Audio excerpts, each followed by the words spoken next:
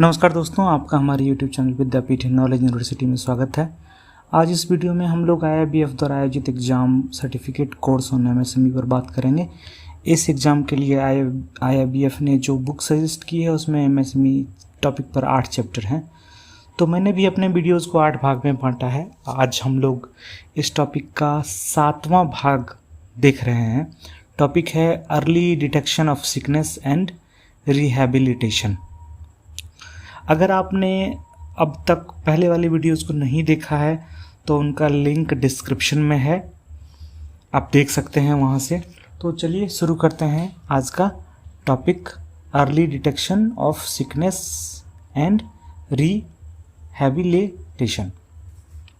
इसमें हम लोग क्या क्या देखेंगे वो पहले देख लेते हैं। इंडेक्स क्या क्या है इसमें हम लोग डेफिनेशन देखेंगे, सिक और स्ट्रेस्ड यूनिट का, नॉर्मल और हेल्दी यूनिट किसको कहेंगे वो समझेंगे, कॉज ऑफ सिकनेस समझेंगे। ये सब है यूनिट के बारे में है, MSME यूनिट के बारे में बात की जा रही है। प्रोसेस ऑफ सिकनेस क्या होगा या स्ट्रेस, किसी यूनिट का सिकनेस या स्ट्रेस में पहुंचने का प्रोसेस क्या होगा उसके बारे में जानेंगे। सिम्टम्स ऑफ इंसिपिडेंट सिकनेस और स्ट्रेस, इसके बारे में बात करेंगे। फिनेंशियल इंडिकेटर क्या होंगे सिकनेस ऑफ यूनिट के, इसके बारे में बात करेंगे। क्लासिफिकेशन ऑफ सिक या स्टिकी यूनिट्स के बारे में बात करेंगे। इसके प्रिवेंटिव मेजर्स क्या होंगे उस पर बात करेंगे। Stress accounts and recovery measures पे बात करेंगे और फिर लास्ट में कुछ MCQ करेंगे। तो चलिए बिना देर किए हुए हम लोग शुरू करते हैं। सबसे पहले सिक और स्ट्रेस यूनिट क्या है। A unit is considered sick or stressed when any of its borrowed accounts has become a doubtful advance as defined by RBI. That is, principal or interest in respect of any of its borrowed account has remained overdue for a period exceeding 90 days and there is an erosion in net worth due to accumulated cash losses to the extent of 50% और मोर। किस में होना चाहिए? Doubtful में होना चाहिए। ठीक है, जो RBI का इराक नॉर्म्स है, डिफाइंड बाय RBI का जो इराक नॉर्म्स है उसके हिसाब से अगर किसी यूनिट का कोई भी अकाउंट, बोरोड अकाउंट मतलब जिसमें लोन लिया हुआ हो, वो अकाउंट अगर डाउटफुल एडवांस के रूप में कन्वर्ट होता है या उसको डाउटफुल एडवांस माना जाता है तो उसको हम लोग क्या कहेंगे, उस यूनिट को सिक या स्ट्रेस्ड यूनिट। क्लियर है? नेक्स्ट देखते हैं, नॉर्मल और हेल्दी यूनिट किसको कहेंगे। A unit is called normal when all its functional assets like production, marketing, finance and personnel are functioning efficiently. ठीक है, at this stage unit is earning profit and all the financial ratios are as per expected norms. Normal उसी को कहेंगे जिसका सब कुछ सारे report positive हों, तो चाहे वो प्रोडक्शन की बात हो, चाहे मार्केटिंग की बात हो, फिनांस की बात हो या पर्सनल HR की बात हो, ये सभी चीज़ सही दिशा में चल रहे हों और जो उसका फिनेंशियल रेशियोज है वो भी एज पर एक्सेप्टेड नॉर्म्स जो हैं उसके हिसाब से हो, तब इस यूनिट को क्या बोलेंगे, नॉर्मल या हेल्दी यूनिट। ठीक है, आगे देखते हैं हम लोग cause of sickness. Cause of sickness का इंटरनल कॉज क्या हो सकता है, एक इंटरनल कॉज देखेंगे, एक एक्सटर्नल कॉज देखेंगे। ठीक है, उसके बाद और कोई कॉज होगा तो वो भी देखेंगे। फिलहाल हम लोग देख रहे हैं इंटरनल कॉज। इंटरनल कॉज में सबसे बेसिक है मैनेजमेंट। ठीक है, मैनेजमेंट, कोई भी यूनिट है उसमें मैनेजमेंट के जो लोग हैं वो कितने ईमानदार हैं। डिसऑनेस्टी अगर उनमें है और लैक ऑफ इंटीग्रिटी उनमें है तो ये सिकनेस का बहुत बड़ा कारण है। एक डिसऑनेस्ट आदमी जिसकी इंटीग्रिटी सही नहीं हो, जिसमें इंटीग्रिटी का लैक हो, तो वो क्या करेगा, वो यूनिट को सिक बनाएगा।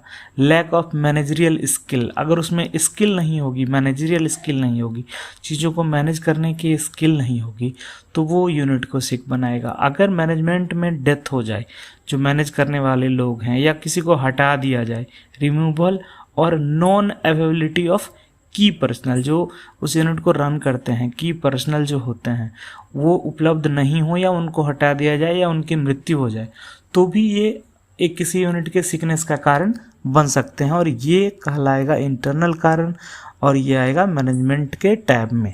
ठीक है, दूसरा finance. Diversion of working capital to create fixed asset. आपको मालूम है कि वर्किंग कैपिटल जो दिया जाता है बैंक, ये लोन का पार्ट है, ठीक है। बैंक अगर लोन देती है तो वो दो तरह से देती है नॉर्मली। फंड बेस्ड बैंक अगर लोन देती है वो दो तरह से देगी, या तो कैश क्रेडिट के रूप में देगी या टर्म लोन के देगी। जो कैश क्रेडिट होता है वो किसी भी यूनिट के डे टू डे एक्टिविटी के लिए यूज होता है, और जो टर्म लोन होता है वो फिक्स्ड एसेट क्रिएट करने के लिए यूज किया जाता है। जैसे किसी को कोई यूनिट बनाना है, कोई एक यूनिट खड़ा करना है, तो उसमें क्या करेगा, कुछ मशीनरी लगाएगा, ठीक है। तो उसके लिए शुरू में उसको टर्म लोन देंगे कि ये पैसे लीजिए, आप इसे मशीनरी लगाइए, और ये पैसों से ये फिक्स्ड एसेट क्रिएट करेगा। फिर उसके बाद जब मशीनरी लग जाएगी और जब प्रोडक्शन शुरू होगा तब डे टू डे भी खर्च होगा उस यूनिट का, तो उसके लिए वो पैसा निकालेगा कैश क्रेडिट अकाउंट से। ये दूसरा अकाउंट होगा, कैश क्रेडिट अकाउंट से निकालेगा पैसा, और इस पैसे को फिर से ये चालू खाता की तरह होगा, करंट अकाउंट की तरह होगा, और इस पैसे को फिर वो देगा कहाँ पे, ले जाएगा, यूज करेगा, और फिर जो बिजनेस करके बेच के जो पैसा सेल करके जो आएगा वो फिर इस अकाउंट में डालेगा, ठीक है। तो वो अगर क्या कर रहा है, डाइवर्जन ऑफ वर्किंग कैपिटल, यानी इसके पैसा को उठा के ये काम कर लिया, तो फिर तो ये डे टू डे एक्टिविटी में यूज होगा नहीं, तो डे टू डे एक्टिविटी इसके अफेक्टेड होगी, तो इससे यूनिट क्या हो जाएगा, सिक हो जाएगा। यही बात यहाँ पे बोल रहा है कि फिनांस से जुड़ा हुआ कॉज क्या हो सकता है, diversion of working capital to create fixed asset, ठीक है, या booking large orders involving long delivery schedule at fix price. बहुत ज़्यादा ऑर्डर ले लिया है, लार्ज ऑर्डर, और उसकी डिलीवरी लंबी होनी है, और वो फिक्स प्राइस पे ले लिया है, ठीक है। तो इस केस में भी ये मिसमैनेजमेंट हो गया है, ठीक है। तो इसमें यूनिट को ज़्यादा फायदा नहीं होगा और यूनिट बीमार होगा। Acquisition of disproportionately high current asset. Current asset जो है, करंट एसेट का अर्थ वो होता है जो 12 महीने के अंदर मतलब जो जल्दी जल्दी आपका खर्च होगा, ठीक है, करंट एसेट। तो ये जो एक्विजिशन इतना ज़्यादा कर लिया है, डिसप्रोपोर्शनेट वे में कर लिया है, ये जल्दी कन्वर्ट नहीं हो रहा है, ये रखा रह जा रहा है, तो उस केस में भी ये फिनेंशियल मिसमैनेजमेंट हुआ और ये यूनिट के सिकनेस का कारण बनेगा। Interlocking of funds in sister concern. एक प्रोप्राइटर का अगर दो फर्म चल रहा है, तो इस फर्म का पैसा उठा करके दूसरे फर्म में डाल दे रहा है, दूसरे का पैसा उठा के तीसरे फर्म में डाल दे रहा है, तो उस केस में क्या हो जाएगा, ये भी मिसमैनेजमेंट है फंड का, इंटरलॉकिंग ऑफ फंड। इधर का पैसा उधर फंस जाएगा तो ये यूनिट भी गड़बड़ होगी, और इधर का पैसा उधर डालने की ज़रूरत आई है, फर्म ए का पैसा फर्म बी में डालने की ज़रूरत आन पड़ी है, तो इसका मतलब फर्म बी सही नहीं चल रहा है। और अगर ए का पैसा फर्म बी में डाला तो ए का पैसा भी लॉक होगा उधर जा करके, और फिर फर्म ए भी गड़बड़ हो जाएगा, बीमार हो जाएगा। तो ये फिनेंशियल मिसमैनेजमेंट हुआ और सिकनेस का इंटरनल कॉज हुआ। आई होप ये क्लियर है आप लोगों को। चलिए आगे देखते हैं। Production, poor labour productivity. जो लेबर हैं उनको चीज़ बनाने में नहीं आता है, या जो प्रोडक्टिविटी है वो बहुत पुअर है। आउटडेटेड टेक्नोलॉजी, चीज़ों को बनाने की जो टेक्नोलॉजी है जो मशीन की, वो आउटडेटेड है। Frequent machine failure, frequent machine failure होगा तो जितना का एक्सपेंस आएगा उसको रिपेयर करने में, वो भी तो यूनिट को ग्रो करने में नहीं मदद करेगा और यूनिट का खर्चा बढ़ाएगा। Lack of withdrawal of know how, काम कैसे किया जाएगा ये नॉलेज ही नहीं है, तो उस केस में भी दिक्कत आएगा। पुअर क्वालिटी कंट्रोल, जो प्रोडक्ट बनाया जा रहा है उसकी गुणवत्ता अच्छी नहीं है, क्वालिटी कंट्रोल उसका अच्छा नहीं है, तो उस केस में भी ये यूनिट के सिकनेस का कारण बनेगा। अच्छा क्वालिटी नहीं होगा प्रोडक्ट का तो खरीदेगा कौन, अगर खरीदेगा नहीं तो पैसा नहीं आएगा, पैसा नहीं आएगा तो यूनिट बीमार हो जाएगा। अंडर यूटिलाइजेशन ऑफ कैपेसिटी, अगर यूनिट की कैपेसिटी 100 थिंग्स बनाने की है, या एक चीज़ का 50 प्रोडक्शन का है और वो मात्र 20 कर रहा है, तो भी ये under utilization of capacity of the unit हुआ। तो इस केस में भी जो यूनिट है वो लॉस में रहेगा और उससे यूनिट बीमार पड़ेगा, सिक होगा। पर्सनल की बात कर लें तो लैक ऑफ स्किल लेबर है या हाई कॉस्ट ऑफ लेबर है, ये सब पर्सनल से रिलेटेड कॉज हैं, इंटरनल कॉज हैं। मार्केटिंग की बात करें तो नो प्रोडक्ट रेंज, एक ही प्रोडक्ट पे काम कर रहा है यूनिट, इसके पास कोई प्रोडक्ट रेंज नहीं है, तो उस केस में दिक्कत आएगा। Lack of understanding of customers need, सबसे बेसिक बात किसी भी यूनिट का, किसी भी चीज़ को चलाने का ये होता है कि जो आप प्रोडक्ट तैयार कर रहे हैं वो कस्टमर के नीड के हिसाब से है या नहीं। अगर इस बात की समझ नहीं है तो फिर वो प्रोडक्ट रन कैसे करेगा मार्केट में। अगर वो प्रोडक्ट रन नहीं करेगा तो उस केस में यूनिट सिक होगा। Smaller area of operation, operation का जो एरिया है वो छोटा है। इसका अर्थ हुआ कि आप जो फर्म जो चीज़ें बना रही है वो बहुत कम एरिया में बिकती हैं, तो स्मॉलर एरिया ऑफ ऑपरेशन, या यूनिट का जो ऑपरेशनल एरिया है वो बहुत छोटा है, वो बहुत कम जगहों मतलब स्मॉल लोकेशंस पे सेल करता है, तो वो स्मॉलर एरिया ऑफ ऑपरेशन ये मार्केटिंग के अंतर्गत आएगा और ये भी कारण हो जाएगा आपके यूनिट के सिकनेस का।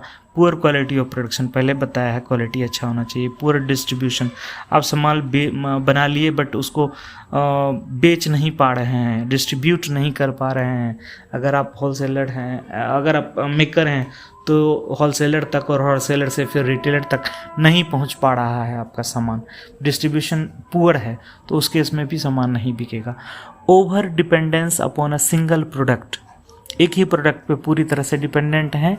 एंड डिपेंडेंस ऑन वन और वेरी फ्यू कस्टमर्स, एक ही कस्टमर आपका सामान खरीद रहा है, आप एक ही कस्टमर पे डिपेंडेंट हैं, आप लगातार सामान बनाए जा रहे हैं, कस्टमर बेस आपका बड़ा नहीं हो रहा, उस केस में क्या होगा, जिस दिन आपके कस्टमर को कोई दूसरा प्रोडक्ट या कंपैरेटिवली कम दाम में मिल जाएगा तो उस केस में वो आपका प्रोडक्ट नहीं खरीदेगा, और उससे क्या हो जाएगा, उससे नुकसान ये होगा कि आपकी यूनिट बंद हो जाएगी। ठीक है, नेक्स्ट देखते हैं इंटरप्रेन्योरशिप क्वालिटीज़ क्या क्या इसके वजह से क्या होता है। लैक ऑफ इंटरप्रेन्योरियल क्वालिटीज़ और risk taking abilities in the promoters, जो यूनिट के प्रोमोटर्स हैं, यानी जो या तो प्रोप्राइटर होंगे या डायरेक्टर होंगे या पार्टनर्स होंगे, जो भी हैं, उनमें इंटरप्रेन्योरशिप क्वालिटी नहीं है या रिस्क टेकिंग एबिलिटीज़ नहीं है, उस केस में भी वो यूनिट को ग्रो नहीं करवा पाएंगे और यूनिट धीरे धीरे बीमार हो जाएगी।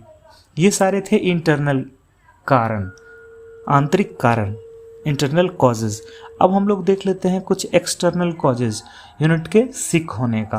पहला, अगर फिनांस की बात करें तो इनएडुकेट और डिलेड बैंक फिनांस मिलने में या तो पूरा नहीं मिला है, पूरा जितना यूनिट को रन करने के लिए लोन चाहिए उतना बैंक द्वारा लोन नहीं मिला है, या बैंक लोन मिलने में देरी हो रही है। ये हो गया एक्सटर्नल, क्योंकि यूनिट तो ये कुछ नहीं कर पाएगा ना कि बैंक कब लोन दे और कितना लोन दे उस केस में, तो ये एक्सटर्नल कॉज हो जाएंगे जिसकी वजह से यूनिट को नुकसान होगा। रीपेमेंट ऑफ टर्म लोन्स, वो जो टर्म लोन लिया आपने, जो मैंने फिक्स्ड एसेट बताया था, फिक्स्ड एसेट क्रिएट करने के लिए टर्म लोन दिया जाएगा, और जब आप वर्किंग कैपिटल चालू करेंगे तो टर्म लोन का रीपेमेंट भी चालू होता है उसी टाइम में लगभग। तो रीपेमेंट ऑफ टर्म लोन आप सही से नहीं कर पाएंगे तो भी ये आपका यूनिट प्रॉब्लम में आएगा। Inadequate startup period for repayment of loans, जो रीपेमेंट ऑफ लोन्स को चालू करने के लिए जो स्टार्टअप पीरियड था वो पूरा नहीं है, पर्याप्त नहीं है, उस केस में दिक्कत आएगा। Inadequate shortage of working capital या अंडर फिनांसिंग, वही बात है, अंडर फिनांसिंग होगी यानी जितनी ज़रूरत है उससे कम फिनांसिंग होगी, या जो वर्किंग कैपिटल है, डे टू डे एक्टिविटी में जितना खर्च होना है उसका एसेस सही नहीं हुआ है और वो पूरा आपको बैंक ने फिनांस नहीं किया है, उस केस में भी ये एक एक्सटर्नल कॉज होगा for sickness of unit. Production की बात करें तो रॉ मटेरियल शॉर्टेज हो सकता है, lack of adequate supply of utilities like power, water, etc and problem with ancillaries. ये सारे प्रोडक्शन से जुड़े हुए मुद्दे हैं जिनको सही से एड्रेस नहीं किया जाए तो यूनिट सिक हो जाएगा। मार्केटिंग की बात कर लें तो कंपटीशन फ्रॉम बिग कंसर्न, जैसे आज के डेट में आप सामान खरीदने जाते हैं तो एक छोटा सा दुकानदार है और दूसरा मॉल में आप सामान खरीदते हैं, तो कभी कभी आप देखेंगे कि मॉल में जितना डिस्काउंट मिल जाएगा उतना डिस्काउंट आपके घर के बगल वाला दुकानदार नहीं देता है। तो वहाँ पे क्या हुआ, कंपटीशन फ्रॉम बिग कंसर्न, ये चीज़ हावी हो गई और ये चीज़ उस छोटे दुकानदार के लिए निगेटिवली इम्पैक्ट करेगी। ठीक है, तो वही चीज़ के बारे में बात कर रहा है यहाँ पे। रिसेशन इन मार्केट, मार्केट में रिसेशन आ जाए फिर दिक्कत आएगी। Introduction of substitutes by competition in the market, आपने एक प्रोडक्ट बनाया और वो प्रोडक्ट अच्छा मार्केट पकड़े हुए है, लेकिन तभी क्या हुआ कि आपके जो कंपटीटर हैं उन्होंने थोड़ा सा कम दाम पे और लगभग सेम प्रोडक्ट जारी कर दिया, तो इससे क्या हो जाएगा, एक सब्स्टिट्यूट बन गया आपका, ठीक है, प्रोडक्ट का। Introduction of substitute by competition in the market, तो इससे आपको नुकसान होगा। Challenging styles and taste of customer, पहले कस्टमर का जो स्टाइल था, लाइफ स्टाइल था या जो टेस्ट था वो अलग था, अभी बदल गया। जैसे बात कर लें पहले के कुछ साल पहले तक आप समझ पा रहे होंगे कीपैड वाला फ़ोन ज़्यादा यूज़ हो रहा था, आज के डेट में टच स्क्रीन यूज हो रहा है। कस्टमर का टेस्ट बदल गया, ठीक है, ज़रूरत बदल गई, स्टाइल बदल गया, तो उस केस में जो प्रोडक्ट है वो आउट ऑफ रेंज हो जाएगा। चेंजेस इन टेक्नोलॉजी, जैसे इसमें इसको समझने में तो बहुत आसान है। जैसे पहले 2G का फ़ोन चल रहा था, अभी 3G 4G 5G, तो जो 4G वाले फ़ोन होंगे वो 5G आने के बाद बेकार हो जाएंगे। तो ये उन्हीं चीज़ों के बारे में बात कर रहा है। Lack of demand of finished products due to lack of improvement या इनोवेटिव अप्रोच इन प्रोडक्शन, तो आपके प्रोडक्ट की डिमांड ही ख़त्म हो जाए। क्यों? क्योंकि आपने प्रोडक्ट में इम्प्रूवमेंट नहीं किया है या इनोवेशन नहीं किया है।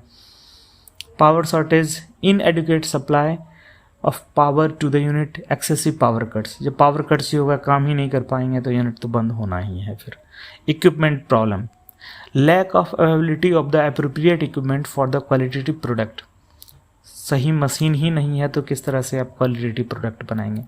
प्रॉब्लम ऑफ अपकीप और maintenance of the existing equipment, जो एग्जिस्टिंग इक्विपमेंट है उसको भी आप ठीक से नहीं रख पा रहे हैं और उसको मेंटेन नहीं कर पा रहे हैं, तो ये इक्विपमेंट से जुड़े हुए प्रॉब्लम है, ये एक्सटर्नल कॉज होंगे आपके यूनिट के सिक होने के लिए।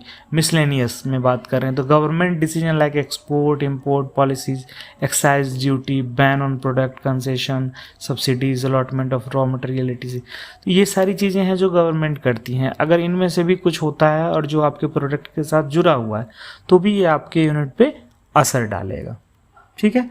हम लोग देखते हैं आगे। एक और है नेचुरल कैलामिटी, ठीक है, एक्सटर्नल इंटरनल नहीं, ये है नेचुरल कैलामिटी। साइक्लोन आ जाए, ठीक है, फ्लड आ जाए, सुनामी आ जाए या हॉलोकॉस्ट हो जाए, ठीक है, तो उस केस में तो क्या ही कर पाएंगे आप, तो उस केस में तो यूनिट बुरी तरह से प्रभावित होगा ही। इसका एक एग्जांपल अभी कोविड में समझ लीजिए। कोविड के कारण क्या हुआ, ढेर सारे MSME सेक्टर की हालत ख़राब हुई, बंद हो गया सारा सेक्टर, बहुत सारा। तो ये नेचुरल कैलामिटीज़ में इसको समझ सकते हैं। तो हम लोगों ने अभी देखा किसी यूनिट के सिक होने के क्या कॉज हो सकते हैं, ठीक है। अब मुझे लगता है ये स्पष्ट है, इससे ज़्यादा क्लियर करके क्या बताना उसको, सब तो सिंपल बातें थी। आगे हम लोग देखते हैं, क्योंकि वीडियो बड़ा हो जाएगा इसलिए मैं इसको आगे बता रहा हूँ। प्रोसेस ऑफ सिकनेस या स्ट्रेस क्या हो सकता है। If a unit is facing initial difficulties at any of its functional areas, it is said to be trending towards sickness. किसी भी यूनिट को इनिशियल डिफ़िकल्टी महसूस हो रही हो, कहाँ, उसके फंक्शनल एरिया में, any of the functional area में, किसी भी फंक्शनल एरिया में, तो कहा जाएगा कि ये यूनिट टेंडिंग टुवर्ड्स सिकनेस है। और इसी जगह ज़रूरत पड़ती है ध्यान देने की। At this stage decline in profit during last year and losses are anticipated, ये दो चीज़ है। अगर प्रॉफिट आपका कम हो रहा है, डिक्लाइन हो रहा है, और इस साल भी आप लॉस की उम्मीद कर रहे हैं, तो ये एक इंडिकेटर है जहाँ पे आपको ये समझना चाहिए कि आपका जो यूनिट है वो सिकनेस के प्रोसेस में जा रहा है। अगर यहाँ पे if remedial measures are not taken at this stage, process of sickness of unit starts. यहीं पे इलाज की ज़रूरत है। दो रीजन इसने बताया कि आपको ऑपरेशनल फंक्शनल एरियाज़ में, किसी भी फंक्शनल एरियाज़ में दिक्कत का सामना करना पड़ रहा हो, और दूसरा आपने इस ईयर में जो प्रॉफिट है वो आपका घटा है और आप आने वाले साल में भी अपना नुकसान ही एक्सपेक्ट कर रहे हैं, एंटिसिपेट कर रहे हैं, तो आपको यहाँ पे ध्यान देने की ज़रूरत है, अदरवाइज आपका यूनिट सिक होने जा रहा है। ये है process of unit to become sick और अंडर स्ट्रेस्ड। ठीक है। सिम्टम्स क्या क्या होते हैं वो देख लेते हैं हम लोग। सिम्टम्स ऑफ इंसिपिडेंट सिकनेस या stress. RBI has brought out an illustrative list of warning signals of incipient sickness as under. क्या क्या होगा तो ये समझेंगे कि यूनिट बीमार हो रहा है। Continuous irregularities in CC OD account such as inability to maintain stipulated stock margin. Stock margin, stock कितना रखना है वो स्टॉक स्टेटमेंट देना होता है सीसी अकाउंट होल्डर को या ओडी अकाउंट होल्डर को, बैंक को, और बैंक ये ऑब्जर्व कर रहा है लगातार या आपके ऑडिटर ऑब्जर्व कर रहे हैं लगातार कि जो स्टॉक मार्जिन है जितना होना चाहिए वो आप नहीं रख रहे हैं और ये इरेगुलरिटीज़ कंटिन्यूअस है। तो ये सिम्टम्स है यूनिट के बीमार होने का। Drawing frequently exceeding sanction limit. Sanction limit 5 lakh है, आपको ज़रूरत आ रही है 5 लाख से ज़्यादा की। आप बैंक को रिक्वेस्ट बार बार कर रहे हैं कि सर ओवरड्राफ्ट दे दीजिए, ठीक है, क्लीन ओडी दे दीजिए, क्योंकि जो सैंक्शन लिमिट है उससे ज़्यादा आपको पैसे सप्लायर को, बायर को, जो भी है, बहुत सारे एक्सपेंस है वहाँ पे आपको भेजना पड़ रहा है और अकाउंट बन गया है ओवरड्यू। तो इन सारे केसेस में ये सारे सिम्टम्स हैं। ये कब ओवरड्राफ्ट की ज़रूरत क्यों पड़ेगी वो आप समझने की कोशिश कीजिए। अगर पॉजिटिव वे में बात करें तो फर्म को कुछ नया ऑर्डर मिला है जिसको कंप्लीट करने के लिए उसको और पैसे की ज़रूरत है, तो चलिए ये तो अच्छा साइन है। लेकिन सेल्स है, जितना पैसा पार्टी ने निकाला और उतना पैसा लौट के अकाउंट में नहीं आ रहा है, प्लस इंटरेस्ट, बेच के तो कुछ ज़्यादा ही प्रॉफिट करके आना चाहिए ना। तो अगर नहीं आ रहा है इसका मतलब ये एक इंडिकेटर हो जाएगा कि जो यूनिट है वो यूनिट प्रॉफिट में काम नहीं कर रही है, वो यूनिट लॉस में काम कर रही है। अगर अभी नहीं कर रही है तो ये यूनिट लॉस में जाएगी ही जाएगी, ठीक है। Failure to make timely repayment of EMI in term loan. Term loan का EMI नहीं चुका पा रहे हैं, प्रॉफिट नहीं है इसलिए नहीं चुका पा रहे हैं, बिजनेस आगे नहीं बढ़ रहा है इसके लिए नहीं चुका पा रहे हैं, ये यूनिट के सिकनेस होने की निशानी है। Complaints from supplier of raw material, जिससे रॉ मटेरियल लिया वो उसको पैसा नहीं दे रहे हैं, उससे शिकायत है। पावर, वाटर, यहाँ पे आप यूज़ करते हैं प्रोडक्शन में इन चीज़ों का और आप उससे कंप्लेंट ले रहे हैं अपने सप्लायर्स क्या करेगा, आपका ये सप्लाई बंद कर देगा। प्रॉब्लम क्या होगा, यूनिट सिक हो जाएगी। ये इसलिए ये सिम्टम्स हुए यूनिट सिक होने के। About non payment of bills in time, non submission, delay in submission, submission of incorrect stock statement. जो स्टॉक स्टेटमेंट है या तो दिया ही नहीं आपने फिनेंशियल इंस्टीट्यूशंस को, या डिले किया देने में, या सबमिशन जो किया वो इनकरेक्ट डाटा किया। ये तभी संभव है जब आपका यूनिट सही रन नहीं कर रहा है। इंटेंशनली अवॉइडिंग स्टॉक ऑडिट, और जब आपने ये स्टॉक स्टेटमेंट गलत दिया है तो फिनेंशियल इंस्टीट्यूशंस के officer, chartered accountant, inspector, RBI के लोग, ये सब क्या करना चाहेंगे, आपका स्टॉक ऑडिट और स्टॉक इंस्पेक्शन करना चाहेंगे, ठीक है। लेकिन आप वहाँ पे अवॉइड कर रहे हैं, आज नहीं है कल आइए टाइप। तो ये सारे सिम्टम्स हैं यूनिट के सिक होने के, ठीक है। Diversion of cell proceed through current account with other banks, ये तो होना ही नहीं चाहिए। जहाँ से आपका सीसी है उसी सीसी में पैसा आना चाहिए, ना उसी सीसी में जहाँ से आपने लोन लिया पैसा वहाँ डालिए। अगर आपने दूसरे बैंक में करंट अकाउंट खोल लिया है और सेल प्रोसीड्स इसमें डाल रहे हैं तो ये अकाउंट ख़राब होगा, और ये अकाउंट ख़राब होगा तो फिर आपका जो यूनिट है उसको स्ट्रेस्ड यूनिट कहा जाएगा या सिक यूनिट कहा जाएगा। Diversion, routing of receivable through non lending bank, वही कहानी है ऊपर वाली ही। Downward trend in credit summation representing sale proceeds, इसको क्रेडिट समेशन क्या होता है वो समझिए।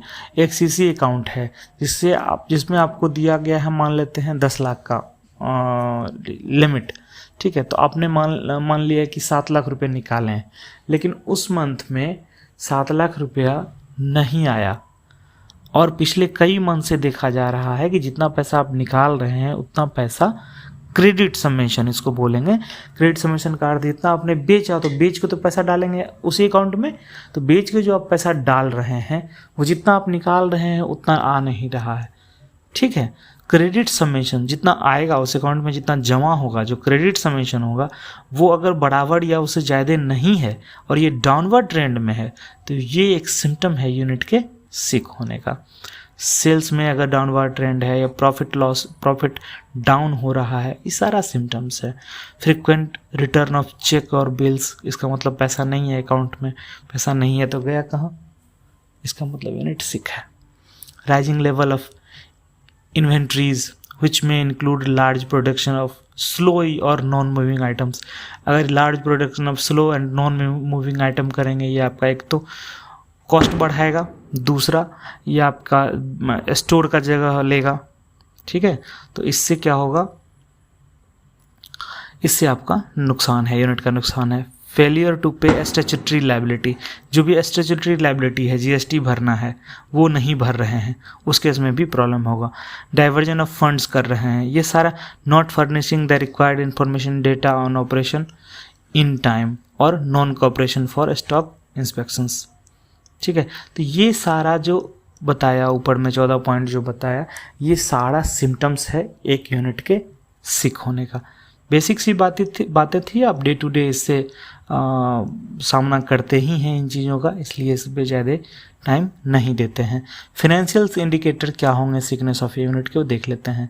Negative liquid surplus, increase in sundry debtor, sundry creditor दोनों में increase in debt equity ratio, decrease in net profit या sales ratio, external outside borrowing at exorbitant rate of interest. ये क्यों ज़रूरत पड़ेगी, अगर बैंक ने सही से किया है प्रोसेस आपके लोन को, तो ये एक्सटर्नल बोरोइंग की ज़रूरत तो होनी नहीं चाहिए, आउटसाइड बोरोइंग की ज़रूरत होनी नहीं चाहिए।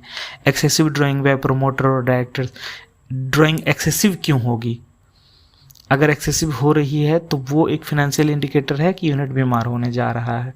Changing pattern of cash to credit sales, non payment of statutory dues, sales of fix asset, इसकी ज़रूरत क्यों आन पड़ रही है, घर क्यों बेच रहे हैं। अगर आप घर बेच रहे हैं, सेल प्रोसीड्स, मशीनरी अपनी बेच रहे हैं, हटाना अलग चीज़ होता है, मैंने दूसरा ले लिया, ये ख़राब हो गया, इसको हटा रहे हैं, वो एक अलग चीज़ है। लेकिन आप अगर अपना फिक्स एसेट बेच रहे हैं बेवजह, तो ये एक फाइनेंशियल इंडिकेटर होगा यूनिट के सिकनेस का।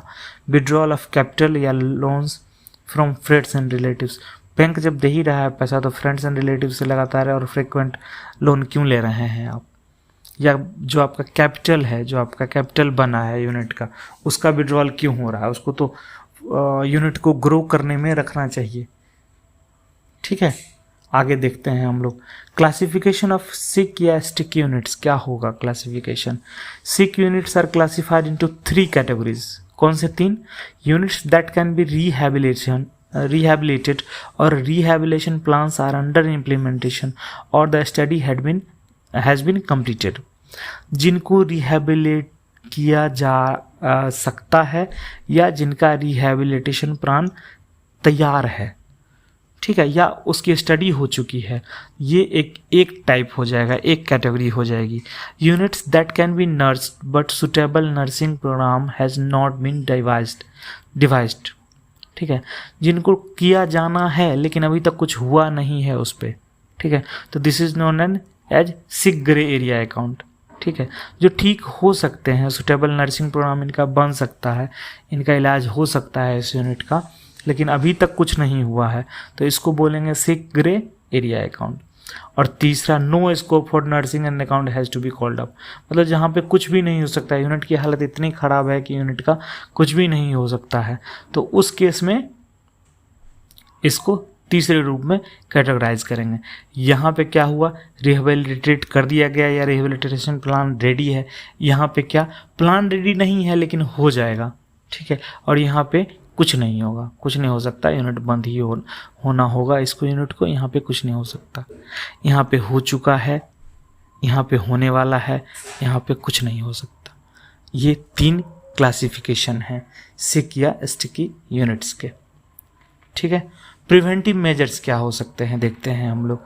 The prevention of sickness can not be sole responsibility of any one agency, कोई भी एक एजेंसी चाहेगी कि हम यूनिट को सिक होने से बचा लें, ऐसा नहीं है, सब यूनिट की थोड़ी थोड़ी रिस्पॉन्सिबिलिटी है क्या है वो देखते हैं नीचे। 10 in preventing of sickness the role of following agency has been identified with respective distinctions. उसमें क्या है, term lending institutions, commercial banks, entrepreneur और गवर्नमेंट। एक एक करके हम लोग देख लेते हैं कि इन लोगों की रिस्पॉन्सिबिलिटी क्या होगी। सबसे पहले term lending institutions. Many industrial projects are born sick because either proposal appraisal has not been done or market survey has not been properly carried out while sanctioning term loan to an entrepreneur. The role of term lending institution in prevention of sickness may be discussed as under appraisal of management के बारे में अगर आपने अच्छे से बात किया है, अगर बैंक ने जो टर्म लोन दे रहा है वो बैंक अगर मैनेजमेंट के बारे में अच्छे से अप्रेजल किया है तो यहाँ पे यूनिट खराब नहीं होगा।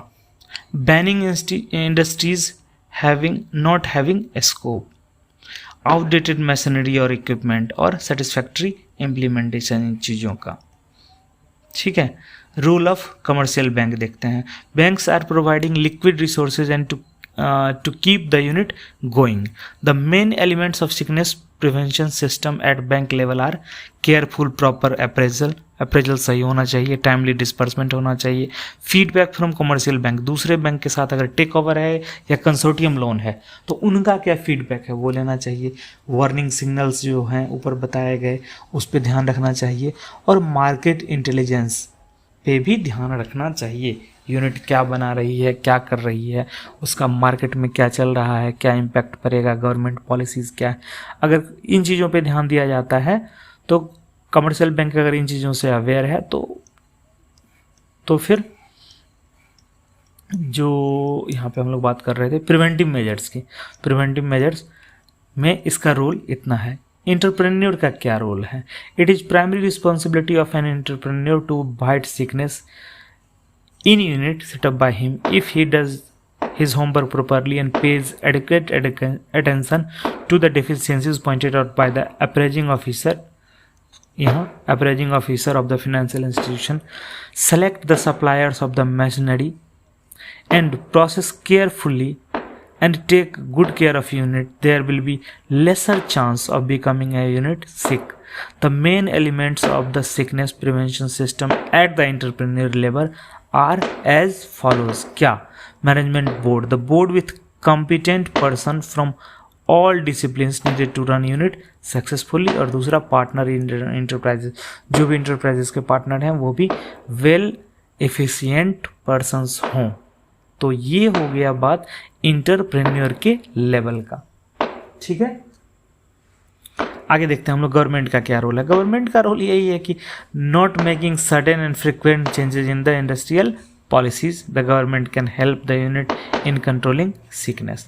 अगर तुरंत चीज़ ना चेंज करे गवर्नमेंट तो ये यूनिट को सिक होने से बचाएगा, ठीक है। यहाँ तक जो एक MSME यूनिट का रिहेबिलिटेशन प्लान था या सिकनेस के बारे में था वो पूरी बातें लगभग हो गई हैं यहाँ तक।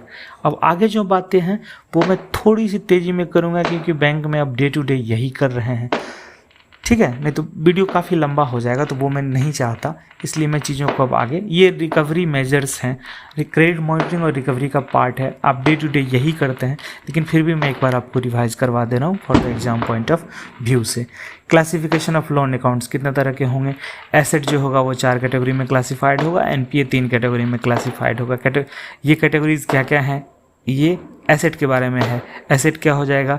एसेट होगा स्टैंडर्ड अकाउंट, सब स्टैंडर्ड अकाउंट, डाउटफुल अकाउंट और लॉस अकाउंट। लेकिन जब NPA की बात करेंगे तो इसमें ये तीनों सब स्टैंडर्ड, डाउटफुल एंड लॉस ये क्या हो जाएंगे?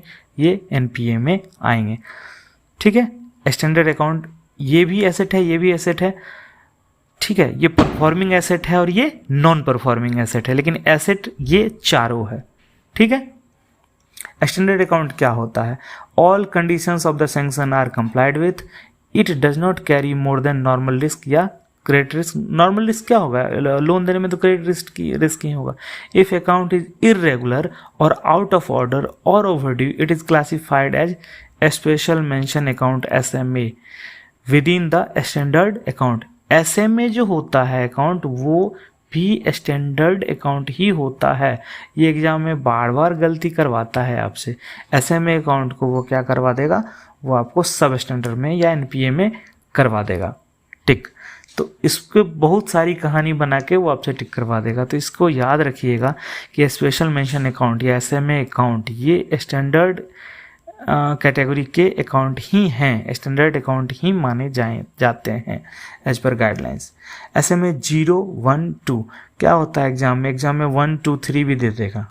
ठीक है, अगर आप बहुत ज़्यादा बैंकिंग सेक्टर में आप नए हैं तो ये याद रखिएगा, SMA जो शुरू होता है 0 से 1 से और 2 तक जाता है। SMA 0 यानी फर्स्ट जो ओवरड्यू हुआ वो फर्स्ट डे से लेकर के 30th डे तक, फिर यहाँ SMA 1 31st डे से लेकर 60th डे तक, और SMA 2 61st डे से लेकर 90 डे तक।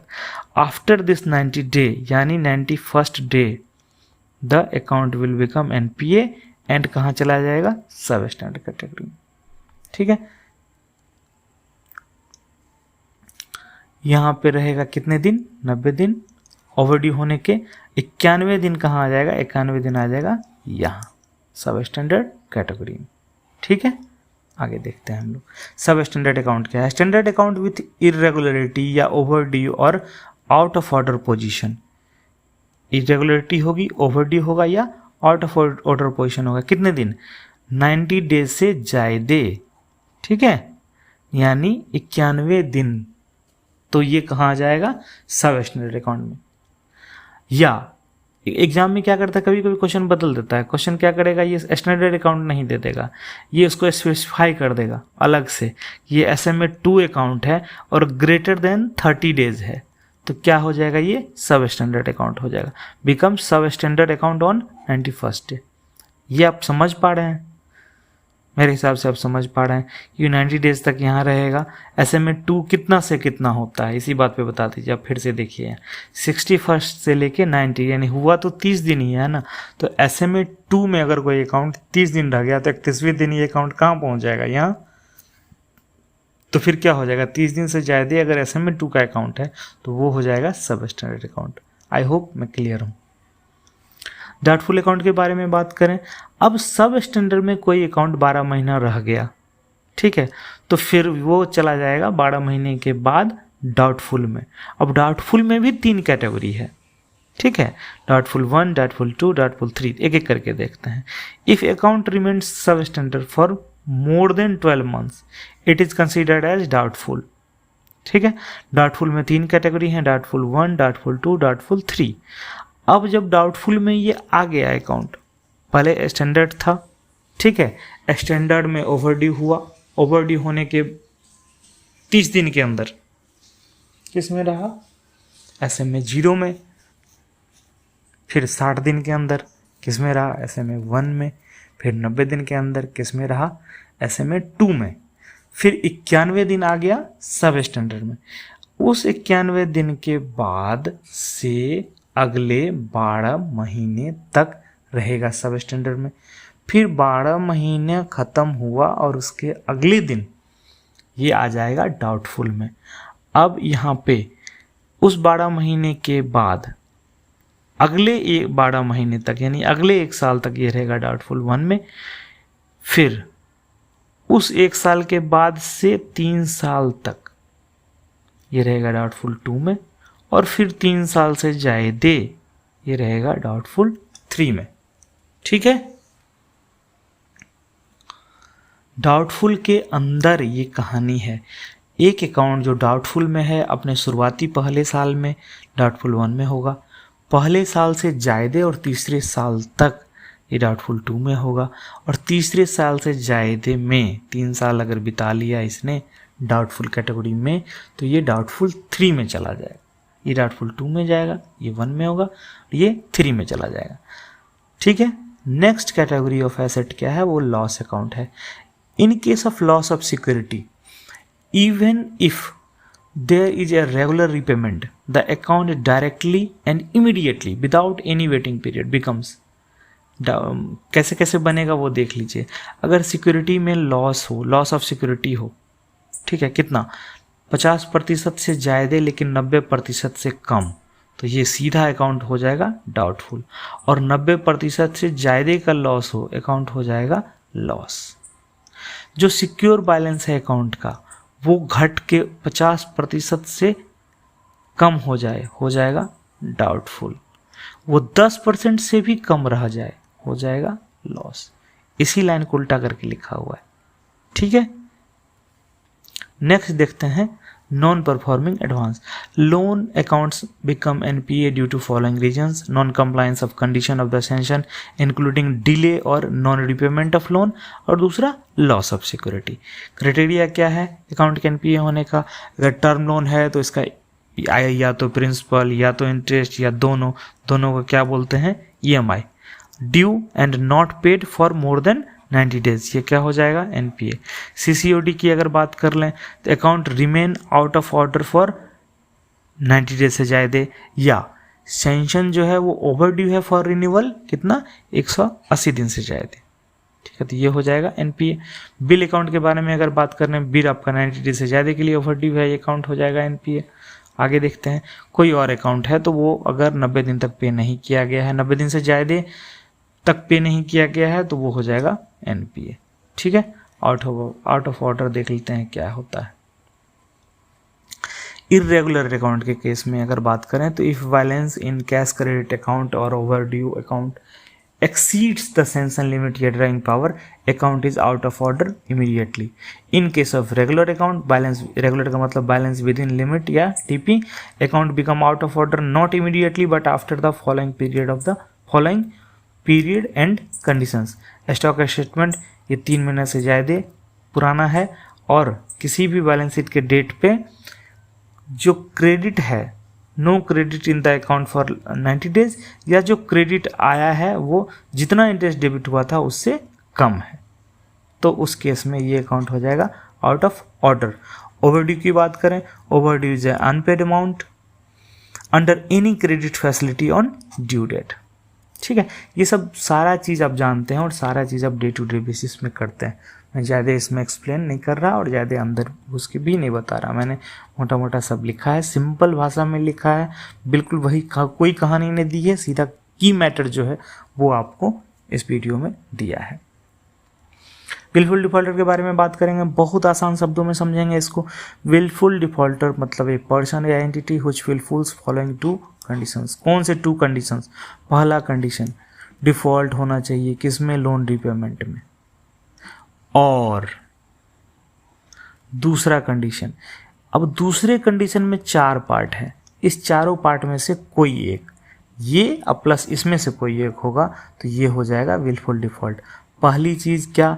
लोन रिपेमेंट में डिफ़ॉल्ट होना चाहिए। नोट कीजिए, अगर किसी ने लोन रिपेमेंट में डिफ़ॉल्ट किया है और उसके पास पैसा था, कैपेसिटी थी सर्व करने की, और फिर भी डिफ़ॉल्ट किया, ये है विलफुल डिफ़ॉल्टर। अगर किसी ने लोन अकाउंट में डिफ़ॉल्ट किया है और जो लोन का पैसा था वो जिस चीज़ के लिए दिया गया था उसमें यूज नहीं किया है, बल्कि क्या किया है? डाइवर्जन किया है। समझते हैं इसको।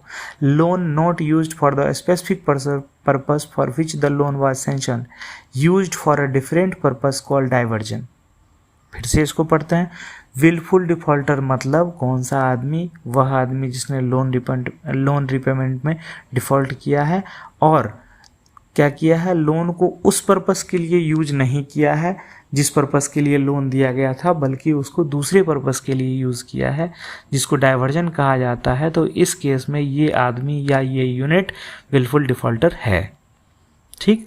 तीसरा, एक आदमी या एक यूनिट जो डिफ़ॉल्ट किया है लोन रिपेमेंट में, और वो जो फंड था, ठीक है, वो पैसा जो बैंक का था वो अभी उस यूनिट के पास नहीं है, उसने क्या किया? गायब कर दिया पैसा। Funds used for the operation unrelated to the business. Loan लिया था लोन लिया था यूनिट चलाने के लिए और लोन का पैसा उठा के खरीद लिया ज़मीन। लोन लिया था यूनिट चलाने के लिए और लोन का पैसा उठा के घर में शादी में खर्च कर दिया या मेडिकल एक्सपेंस में खर्च कर दिया, तो ये अनरिलेटेड बिजनेस है। तो इस चीज़, और आज के डेट में तो पैसा भी ख़त्म हो गया, आएगा भी नहीं, तो उस केस में कहा जाएगा कि funds are not available with the business. इस प्रक्रिया को साइफन ऑफ कहते हैं, ठीक है। तो लोन का पैसा भी नहीं दे रहा और पैसा फर्म के पास भी नहीं है, उसने किसी तीसरे काम में पैसा खर्च कर दिया, पैसा फर्म के पास नहीं है, तो ये भी होगा wilful default.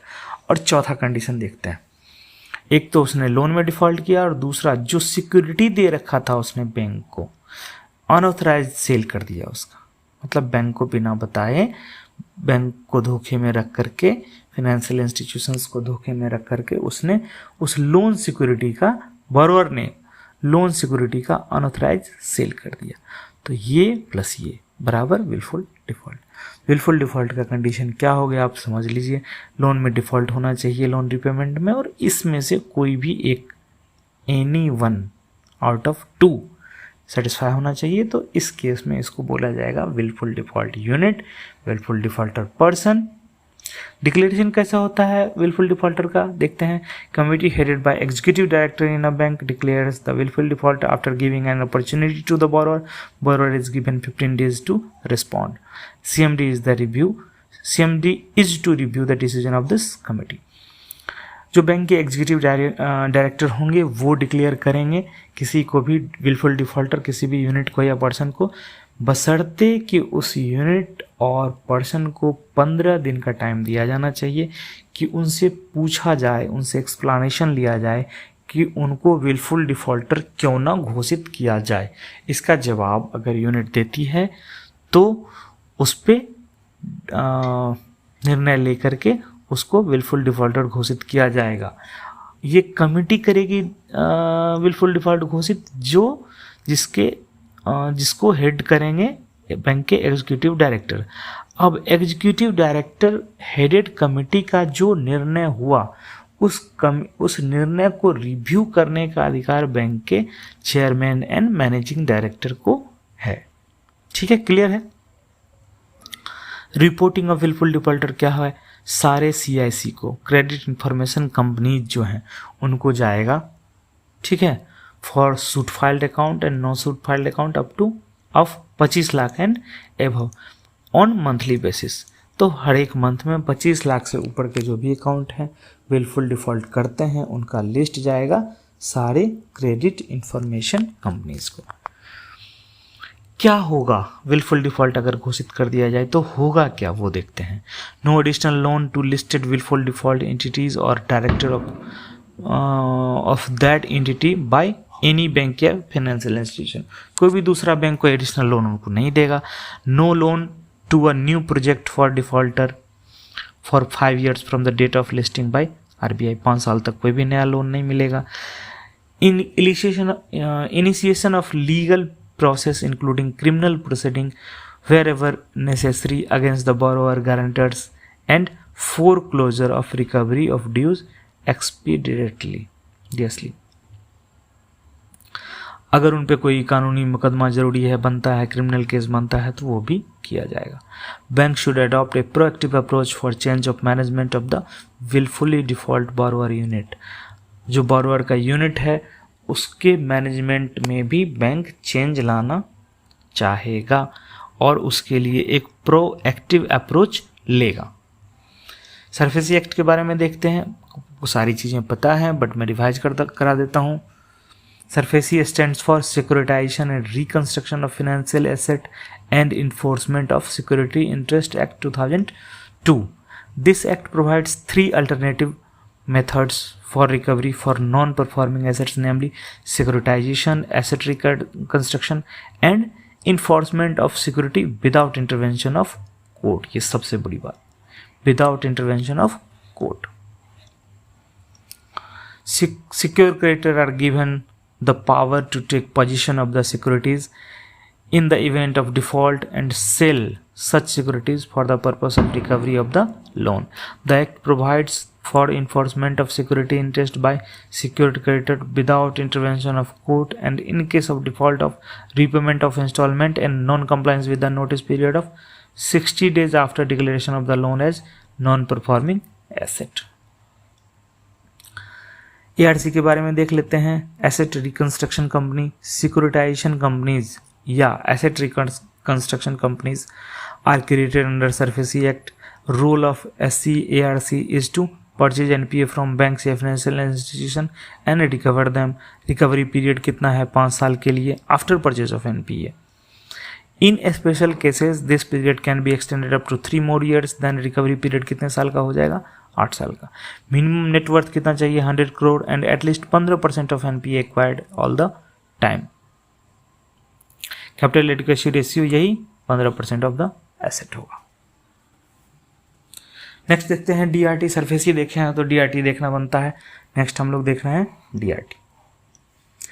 The debt recovery tribunal is governed by provision of the Recovery of Debt Due to Banks and Financial Institutions Act 1993, RBD Act, RDB Act, कहीं कहीं RDDB Act भी आपको पढ़ने को मिलेगा, बट RDB Act याद रखिए, आसानी से याद रहेगा. 1993 का recovery of debt due to banks and financial institutions act 1993. All recovery cases where overdues 20 lakh, ये इंपॉर्टेंट है, and above can be filed with DRT. Setup of DRT क्या है देख लेते हैं. DRT फंक्शन है 2 लेवल. पहला DRT यहाँ पे क्या होता है? यहाँ पे होता है सूट फाइलिंग. दूसरा है date recovery appellate tribunal, DRAT. यहाँ पे क्या होता है? DRT ने जो डिसीजन दिया उसके अगेंस्ट में अपील करना हो तो आप यहाँ आ सकते हैं for appeal against decision of DRT. DRT के हेड क्या होंगे, क्या नाम होगा? इनका नाम होता है प्रिजाइडिंग ऑफिसर. ये डिस्ट्रिक्ट लेवल जज जितनी क्वालिफिकेशन रखते हैं इनका मैक्सिमम अधिकतम उम्र 65 साल होनी चाहिए. DRAT के हेड को कहा जाता है चेयरपर्सन. ये एक हाईकोर्ट जज जितनी क्वालिफिकेशन चाहिए इनमें क्वालिफाइड होते हैं हाईकोर्ट जज होने के लिए, और इनका मैक्सिमम एज कितना हो सकता है? 67 ईयर्स. अदर ऑफिशियल्स कौन होते हैं DRT में?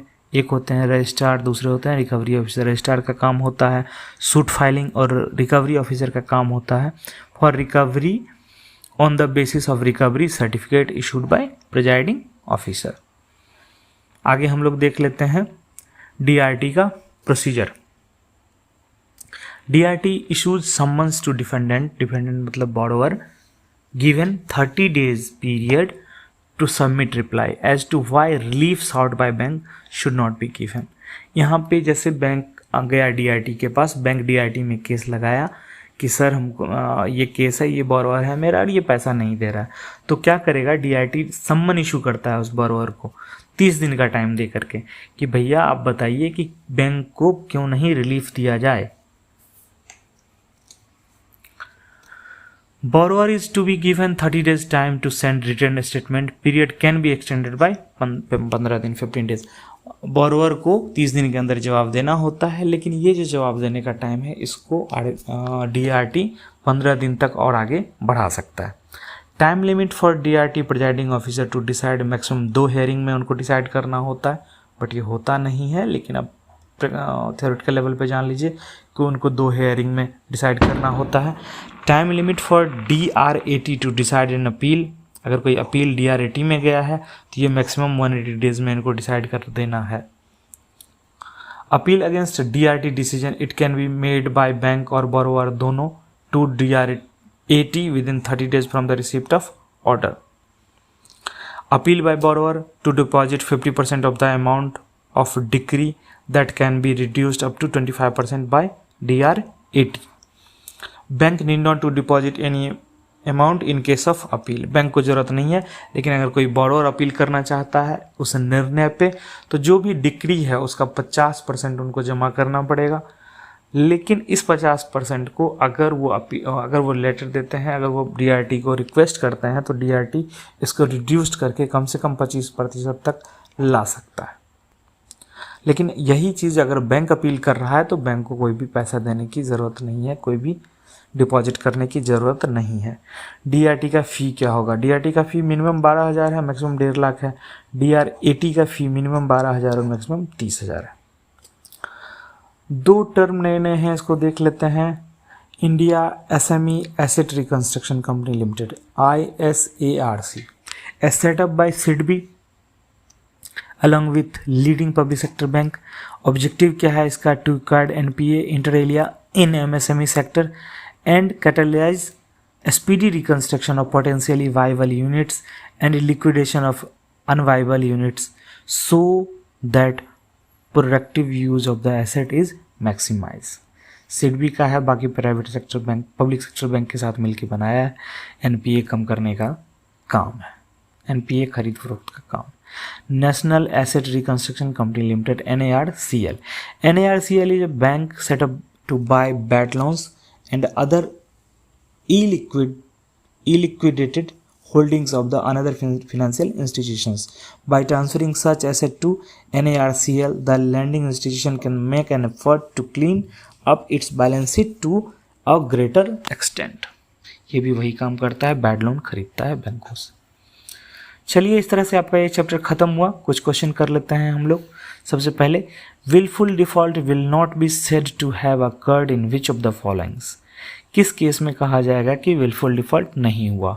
साइफन अवे द फंड्स, ये तो होगा, जो भी दिया था उसको साइफन अवे कर दिया, ये तो आपका विलफुल डिफॉल्ट होगा। तो नॉट टू बी सेड लिखना है, ठीक है, ये तो होगा, यानी ये कट गया। Disposing of the asset finance, आप बेच दिया प्रॉपर्टी, तो ये भी होगा, विलफुल डिफॉल्टर होगा ये, ठीक है। इस केस में ये भी नहीं होगा क्योंकि ये पूछ रहा है कौन नहीं होगा, वो आप बताइए। Diversion of the funds to other users, हाँ, ये भी नहीं होगा क्योंकि ये भी विलफुल डिफॉल्ट का ही टाइप है। Non repayment of the debt due to genuine business setbacks, अब अगर जेन्युइन बिजनेस सेटबैक है, ठीक है, तो इसको विलफुल डिफॉल्टर घोषित नहीं करेंगे। तो ये है आपका सही, 1 का 1। Rehabilitation of a sick unit can be taken up if it is a profitable unit, तो फिर सिक कहाँ है ये? क्रिएट एम्प्लॉयमेंट, हाँ, इसको मान सकते हैं। और देखते हैं आगे, प्रूव सर्वाइवल आफ्टर रिहेबिलिटेशन, ठीक है। Repays all outstanding dues immediately, ये भी नहीं। प्रूव्स वाइबल आफ्टर रिहेबिलिटेशन, नहीं, पहले से वाइबल होना चाहिए, आफ्टर रिहेबिलिटेशन क्यों वाइबल होगा। और क्रिएट्स एम्प्लॉयमेंट, इसको सिक को टेकन अप करेंगे, हाँ ठीक है, बी को हम लोग रखेंगे। If any account is under SMA 2, it is under which category, बताइए। ये बताया मैंने, स्टैंडर्ड कैटेगरी। लोग इसको NPA मारेंगे, मत मारिएगा, ये एग्जाम में इसी तरह से फंसाता है। Minimum amount to file a suit under DRT कितना? नो मिनिमम गलत है, 1 लाख गलत है, 10 लाख गलत है, चौथा सही है 20 लाख। मिनिमम अमाउंट DRT में फाइल करने के लिए 20 लाख होगा, ठीक है। आप लोगों का क्लियर है? इस तरह से ये आपका ख़त्म हुआ है। तो इस चैप्टर को यहीं ख़त्म करते हैं। अगर आपको वीडियो पसंद आया तो इसको लाइक कर दीजिए, कुछ पूछना हो तो कमेंट बॉक्स में लिख डालिए। इसी तरह के और वीडियो को देखने के लिए चैनल सब्सक्राइब कर सकते हैं, और हाँ, सब्सक्राइब करने के बाद बेल आइकन प्रेस करना ना भूलिए। तो मिलते हैं आपसे अगले वीडियो में। Thank you.